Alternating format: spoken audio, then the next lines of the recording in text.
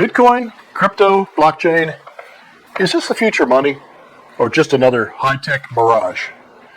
You can call me old-fashioned, but I'm not putting a dime into it. And it's not because I understand it, because I sort of do. To be fair, Bitcoin didn't get here by accident. It's been sold as a revolutionary idea, a currency free from governments, central banks, and big financial institutions. No bureaucrat can print more of it. No bank can freeze your account. Bitcoin is capped at 21 million coins, which supporters say make it a scarce form of digital gold. Okay. Advocates paint a picture of financial freedom, instant global transactions, and a currency immune to inflation, and a system that cuts out middlemen.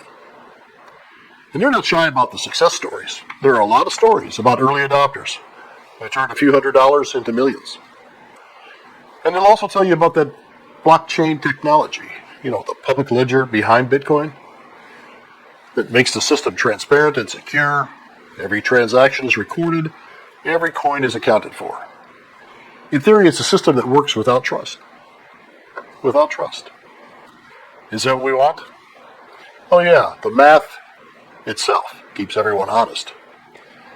That's the pitch, and it's powerful, and it has a lot of believers.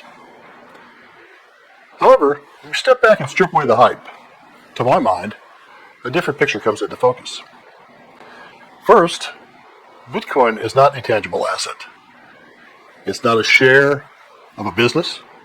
It doesn't produce income. You can't hold it in your hand. When you see that Bitcoin icon out there, well, that's just a symbol. Bitcoin and the other cryptocurrencies that have emerged are the only instruments traded out there that have no intrinsic value. Just think about that. Its entire value comes from the hope and faith that someone will pay more for it later. That's, to my mind, speculation, not investment. Next, there's no oversight, no audits, and no guarantees. When you buy stock in a company, there's a regulated exchange, and there's a Securities and Exchange Commission looking out for you. When you deposit cash in your bank, there's FDIC insurance, bank oversight, and regulations. In crypto, if the exchange collapses, like FTX under Sam Bankman-Fried, who's now serving 25 years, your money could vanish overnight. Publicly traded securities like stocks, bonds, exchange-traded funds, and mutual funds are all required to have annual independent audits conducted by firms like PricewaterhouseCoopers, Deloitte, and so on. A Bitcoin exchange-traded fund is audited for custody and fund-level accounting, but the blockchain itself, the network, and the ledger is not independently audited by any outside body. Its verification is entirely internal to the crypto ecosystem, relying on miners and massive computers, not independent firms accountable to any regulators. That's a huge contrast with securities where outside auditors have legal obligations and liabilities for misstatements. And while blockchain is often described as unhackable, let's not pretend the crypto world is immune from cybercrime. Wallets do get hacked. Exchanges get drained. In 2022 alone, hackers stole more than $3 billion of crypto. In fact, many experts and tech types, security types, financial folks think that cybersecurity, the protection against hacking, is the key problem of our time. Teams of rather brilliant criminals hiding out in Russia, China, North Korea, or even in their bedrooms here in the USA are trying to break into your computer and or your digital wallet every minute of every hour of every day. Then there's this anonymous founder. Who is Satoshi Nakamoto? In October 2008, someone named Satoshi Nakamoto published a 9-page white paper titled Bitcoin, a peer-to-peer electronic cash system. He published it on a cryptography mailing list and laid out a blueprint for a decentralized digital currency. Now, I'll try to give you sort of a brief analogy of this complex system. Imagine a giant public record book where every page has to be sealed shut with a special lock before we can move on to the next one. The crypto miners are just powerful computers racing to guess the combination to that lock. That special number they're guessing is called a nonce, short for number used once. And the first miner to guess that right number seals the page forever. Gets paid in Bitcoin, and everyone moves on to the next page. Because every page is locked in order, you can't go back and change an old page without redoing all the locks that came after it. And while you're doing that, thousands of other miners are already racing ahead to solve the next math problem. That's what makes the blockchain supposedly tamper resistant. It sounds a little complicated. Even when you strip it down to this lock and key race analogy, the actual process under the hood is still layers of math and machine-driven logic that no average person, indeed no person, could truly trace in real time. I doubt that 99% of Bitcoin holders could explain it. The trust people place is more faith-based than knowledge-based, especially without an independent outside audit like traditional investments have. And who knows if this Satoshi Nakamoto is even a real person? I mean, I speculate that it may be a group of creative Wall Street types teamed up with some tech people and a bunch of huge computing power.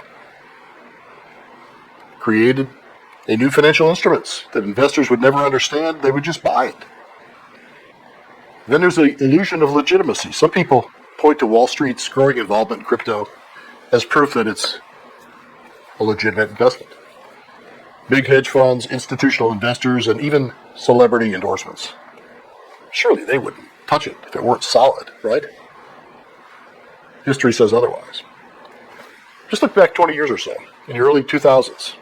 Wall Street's creativity turned risky subprime mortgages into complex bundles called collateralized debt obligations, which firms like Goldman Sachs, Lehman Brothers, and Merrill Lynch sold to investors all over the world with AAA credit ratings. The ratings made them look safe, but the structure was so opaque that even seasoned investors couldn't see the cracks until the whole thing collapsed in 2008. And when things came crashing down, it created a domino effect across the entire world economy, the great financial crisis. Bottom line, just because Wall Street buys it, sells it, or promotes it, it doesn't mean it makes sense. It's buyer beware. And we should all, in my opinion, be able to understand what we're investing in. Don't understand it, don't invest in it. There's another popular pro-crypto argument that says Bitcoin is better than gold. They say it's portable, divisible, and harder for governments to confiscate. But gold has thousands of years of history as a stored value. Bitcoin has a little over a decade.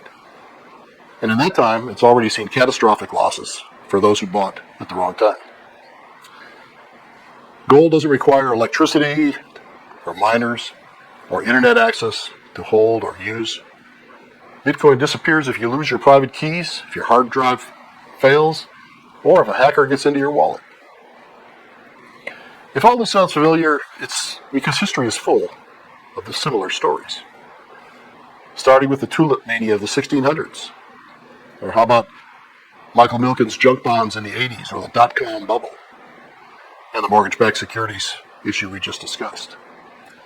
The pattern is always the same. There's a new financial innovation.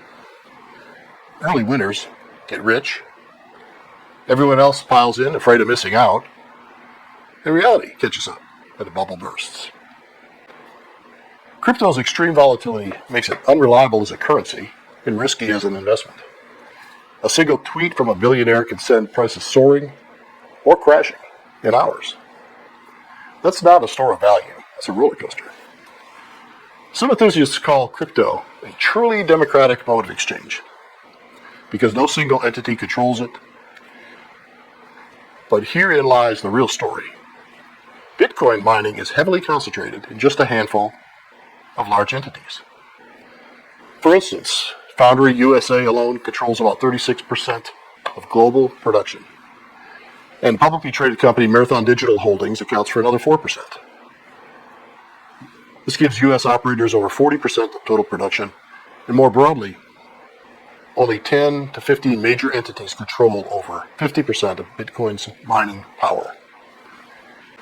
And after all, isn't this where the real money is being made?